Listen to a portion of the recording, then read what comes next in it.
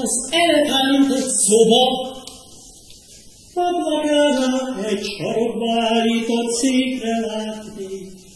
Ez a szoba mindenre emlékszik. Ez a szoba egy aranyhal ellentéte. Kerülgetjük a szobát az elefántban. Gyermekkorunk mesében még gömbölyű volt, de az elefántnál a szigorú kocka. Szétfeszítették a kategóriák élei.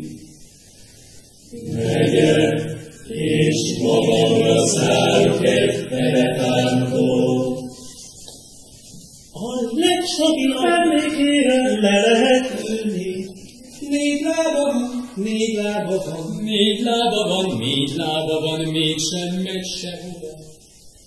Ki ne látott volna már bútorozatlan elefántot. Gyermekkorunk mesében még gömbölyű volt, de az elefántnál a szigorú kocka. Szétfeszítették a kategóriák évei. Megyek, és magamra szállok egy elefántot. A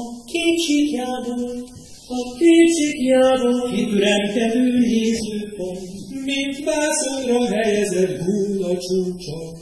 Kijelöli tekintetünk helyét, akár egy elefánt vadászét, akár egy elefánt vadászét.